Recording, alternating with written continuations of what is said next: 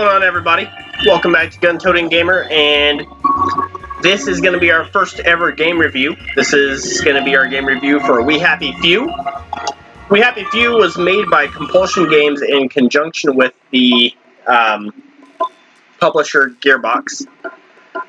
And you know, I was thinking about making a script for this, but I'm just going to go a cappella, if you will, and no script or anything. I'm just going to talk about it as we go.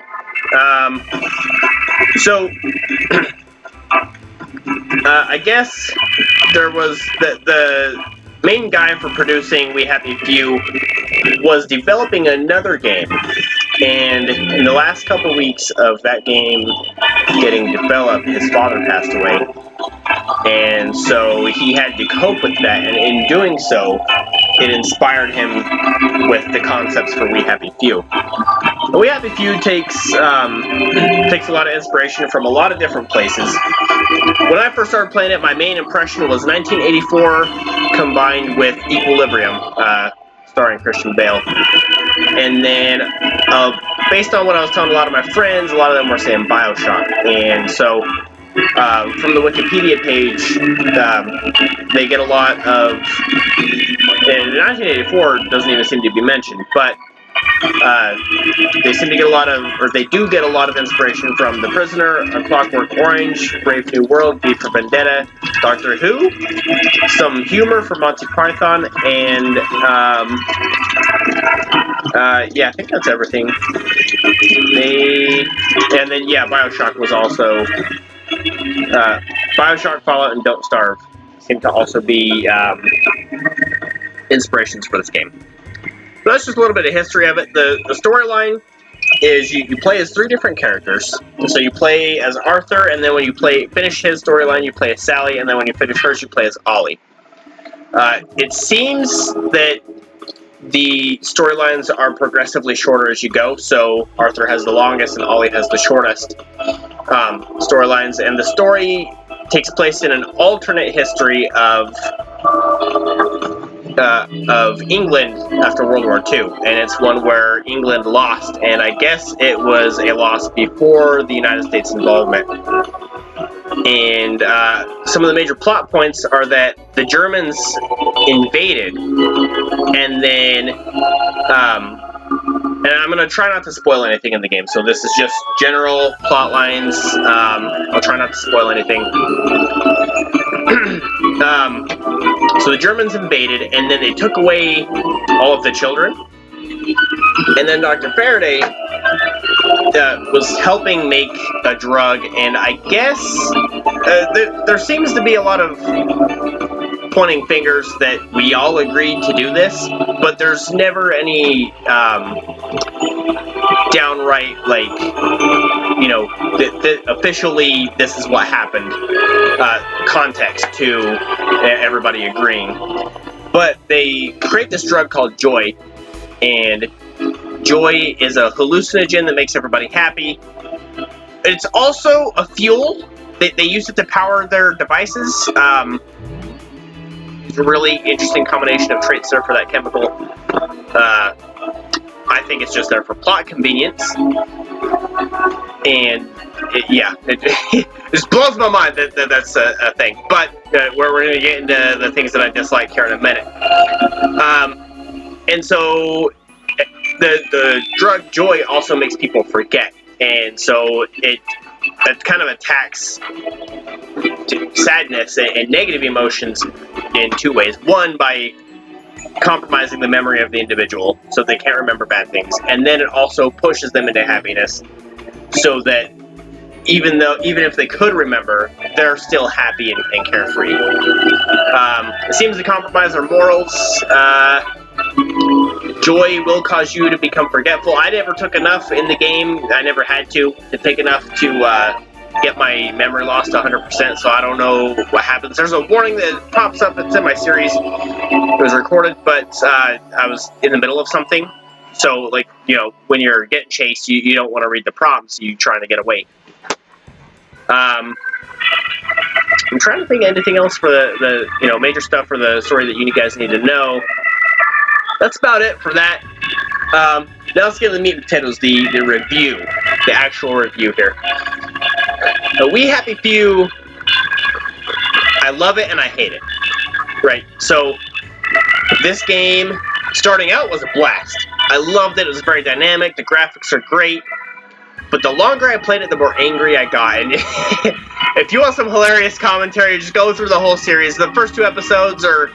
I was having some weird audio issues with the capture card. It didn't capture any of my stuff, and then a couple of the videos are cut short at the beginning or the end just because the capture card was acting weird. And I'm just barely getting back into gaming for YouTube, so don't mind those first 2, but yeah, you'll notice the longer you watch the series, the more angry I get, and the more open about my anger I am. And so, I mean, as Arthur, the gameplay is very smooth, it makes sense. It's almost like they're guiding you into the ultimate gameplay experience, which is as Ollie. And, you know, because Arthur's this guy that's, you know, he sees something in the beginning that makes him remember stuff from the past, and so now, you know, he's just coming out of his closet, so to speak. And then when you play as Sally, she's been off her joy this entire time. And then when you play as Ollie, he's not only been off his joy, but he's also very rebellious, and they cover this in the story. There was a time where he went around smashing TVs like you see here in the background to play with Jack. Which that does get explained later on, too.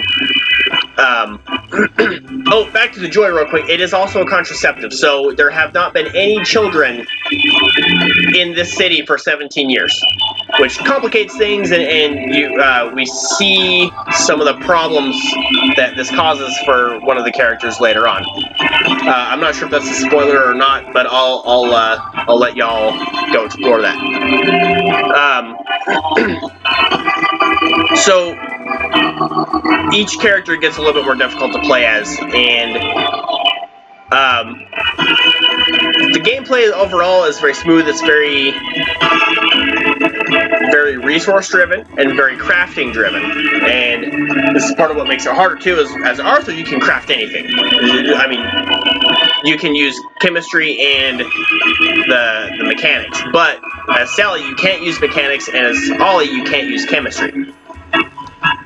And they're both specialists in the opposite of what they can't use. So there's also that to deal with. And then that's the positives. You know, the characters are all very relatable. You know, you can get to know them as you play. And so the storytelling is very good. The atmosphere is also very good.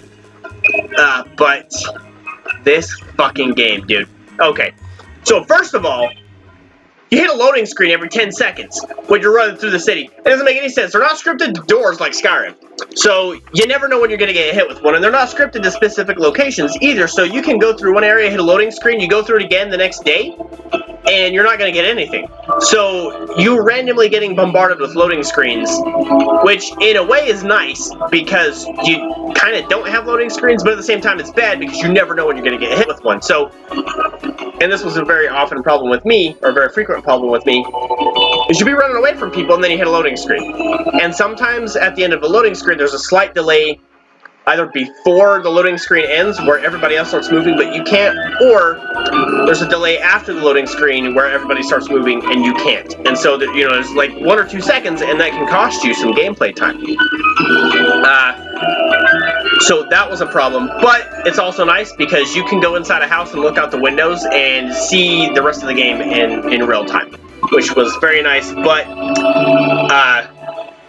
I would like to see a game with, you know, scripted loading screens or something where you know when it's going to hit you, because then you can predict it. This game is a semi-open world. There's not a whole lot of linear mission design to it. The very first mission you do with Arthur is fairly linear. A lot of the other stuff, though, is not. It's kind of open, especially when you're out in the world and you're not inside a building. And especially as Sally and Ollie, the game loves to fill in time with making you travel ridiculous, insane distances. Okay, so with Sally, it was regular for me to go running an entire kilometer. And it tells you in meters how far away you are. So 1,000 meters is a kilometer. And I mean, really, you can get there in less than 10 minutes because it's not actual meters. Or, I mean, you're moving faster than that, than a normal person, whichever. I don't know. But every other mission, it seemed. And I mean, you have quite a few quests with Sally, so every time you're going a kilometer one direction to go do this thing that takes 2 minutes, and then you're going a kilometer back in the other direction. And it's just really tedious, and it takes a lot longer than you would think. You know, I did say you get there pretty fast, but the game complicates things for you because if you're in the city, you can't run. Some people have certain perks that allow you to change some of these things that I'm telling you. For example, Sally gets a perk later on. If you unlock it, that means that people will ignore your running, and the bobbies, the police won't bother you at night. So there's a curfew, and that complicates things too, because sometimes you do stuff at night, and the bobbies are going to harass you. There's not a curfew out in the Garden District, but the quote-unquote bobbies out there will also harass you at night for some weird reason. And playing as Ollie, just don't even get me started on playing as Ollie, man. People will aggro to him for no reason. And then you got these assholes in the street wearing red hats, and they aggro to you instantly. And if they aggro to you, then everybody else around them will aggro to you for no reason, just because they saw one guy attacking somebody else. But then if you attack somebody else, you're also the bad guy. So they won't team up with you again. It just doesn't make any sense story-wise. It's just designed to make it a hassle for you, and I hate playing as Ollie. I mean, he's a bruiser, so you know when you're attacking people with him, you can do a lot more damage than with your other two characters, and so it's a lot more convenient to play it in a traditional manner as Ollie. But his quests were often a kilometer and a half to go fill in time, and I think part of that has to do with the fact that his plot is shorter and less complicated than Arthur's or Sally's.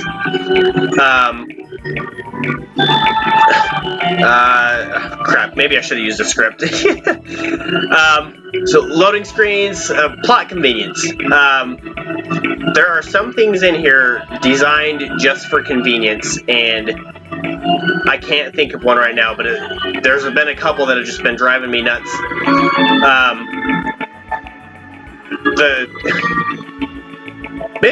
Maybe I should have used a script, man, because there was a lot in this game for me to talk about, and I want to make sure all that information gets out there. I'm trying to think.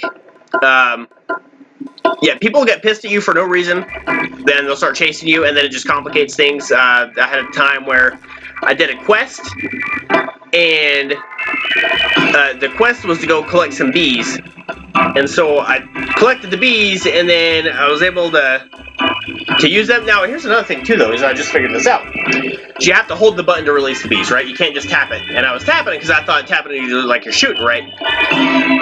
And so I tapped it a couple times, didn't use up the bees, whatever. So I'll go the whole kilometer and a half back to where I'm supposed to be to release the bees. And then I don't have any fucking bees in my bee catcher. But I did collect the bees. I know for a fact that I collected the bees. So I had to go all the way back, and then there weren't any more bees at that place. So I had to go to another place, which was even farther away, to collect the bees there. And then I had to hope, like a motherfucker, that I would be able to use the bees at the place where I'm supposed to be using them. And that was just annoying as hell. It was very annoying. Sometimes you'll die for no reason. So when you lose all of your health, you get the skull, and you've got basically a timer until you die.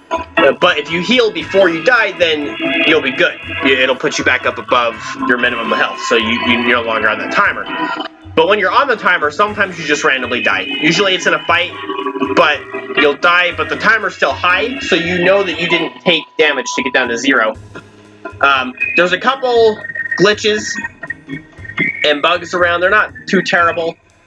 Yeah, they can be a little bit game-breaking. You know what?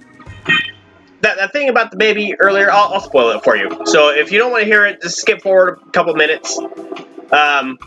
But so Sally has a baby, and you have to stop your quests. No matter what you're doing, you got to stop. Otherwise, you can't carry anything. So you got to stop in the middle of everything, go take care of your baby, because if you don't, then it does this weird penalty on you where your stuff all weighs more. So instead of reducing your carry capacity temporarily, it just makes everything weigh more temporarily. And so it gets to the point where you can't carry anything. Like, you can't have anything on your person.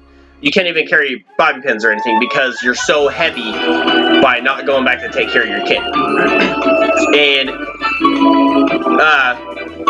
you end up making an automatic baby feeder to feed the kid while you're gone.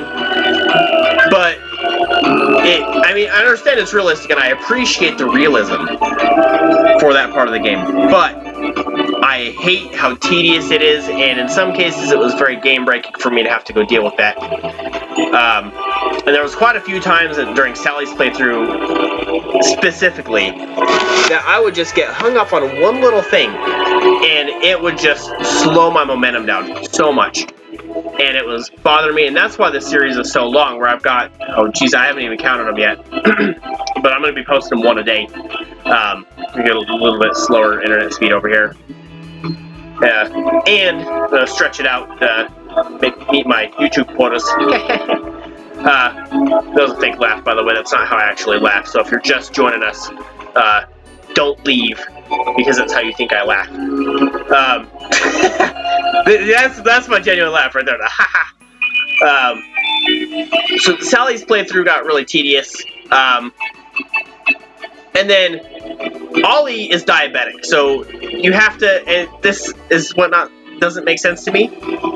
You have to fill syringes with honey and then inject the honey directly into your forearm in order for him to operate normally. And if he doesn't operate normally, and the game penalizes you for not giving him the sugar.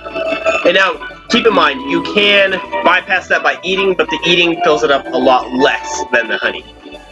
But the game penalizes you by turning Ollie into this raving asshole. He says some pretty vulgar things to just random people, little old ladies, cops, doesn't matter. He'll walk up to somebody and be like, "Hey, suck my asshole." And he says it in a more like Scottish way because he's Scottish. But one of his lines is literally something along the lines of "Go suck your own asshole." And so when he does that, people just get pissed off at you and start attacking you, and the game tells you if you walk away from them and you act normal, then they'll be okay with you. But that's not the case. And it's the case like a third of the time, but the other 2/3, you'll be walking away, and then all of a sudden you get a bunch of red triangles because everybody behind you got pissed off for some reason. And that makes it game-breaking. I've noticed this game is not very popular. And the only way I know that for sure is with the achievements. Every single achievement I got was a rare achievement. And because of the achievements, when you get a rare achievement, it tells you what percentage of players have gotten that rare achievement. And so I think I've been able to figure it out. So later on in the game, I got an achievement called, I don't even know what it was called, but it was for killing 100 people. And like 0.8% of all players that have played this game got that achievement. Now keep in mind, that's towards the end, last 4 hours of the game, maybe. But in the beginning, when I completed Arthur's quest line, when I completed his story to move on to Sally, only 0.3% of players had gotten that achievement, which tells me that before people were beating Arthur's storyline, they were killing over 100 people. And so that gave me this theory that people play this game and they don't play it like a sneaking horror/thriller game. It's not really a horror game, it's more of a thriller, but it's got a lot of horror aspects with the sneaking and stuff like that. But they don't play it like that. They seem to just play it as an attack-based game, and so they get conflictual and they start fighting and they don't play along. And the game warns you about this constantly, and loading screens and everything. It says, act like everybody else and you'll be fine. So my thought process here is that 0.8% of people played long enough to kill 100 people, but they didn't play long enough to beat the first storyline, which is Arthur. So 0.3 finished Arthur, 0.8 killed 100 people, which tells me that, you know, I'm just beating a dead horse now. So in that regard, I think the game is underrated and misjudged. But at the same time, I think the game has a lot of room to improve. I recommend it. There's a couple videos where I was yelling about don't buy the game, but like Arthur's playthrough, I had a blast. It was great. I loved it. You know, you're going around collecting resources. You're putting stuff together, you're tricking people, you're luring people away from stuff, you're choking them out, you're putting them to sleep in their beds. You can throw bodies. So, like, I knocked out a cop and then threw him off a bridge. That was awesome. You can do all kinds of stuff with this game, and it's great. It's very immersive, but at the same time, like I said, the loading screens, the long distances, and the... oh, and here's another thing, too. There's this thing called the plague, and it basically creates zombies, and it's out in the Garden District, but Arthur gets into some shenanigans and it starts spreading. You don't really see it spread as Sally, but as Ollie, you definitely see it spreading. So I'm running around as Ollie, and this frustrates the hell out of me. So I go to, I'm about to finish the game. I'm going, and some plague-infected people see me, and they aggro to me, and they start chasing me. Perfectly normal. So I run towards some other people, and if you're running, they'll start to aggro to you, but you have a minute before they'll actually become violent towards you. Well, these normal motherfuckers saw the infected people chasing me, and they got pissed off and started fighting me. So I had plague-infested people and normal people and cops all coming after me.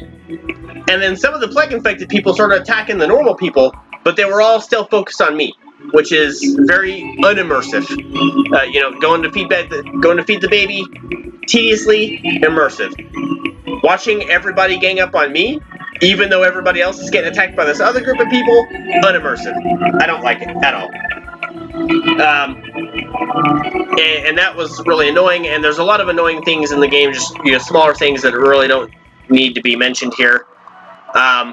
If you like thrillers, I definitely recommend it. If you like exploring, if you like mystery, if you like finding out the truth about things, if you like a complex storyline, I mean, I guess the storyline's not that complex, but the implications of the history in this game are very,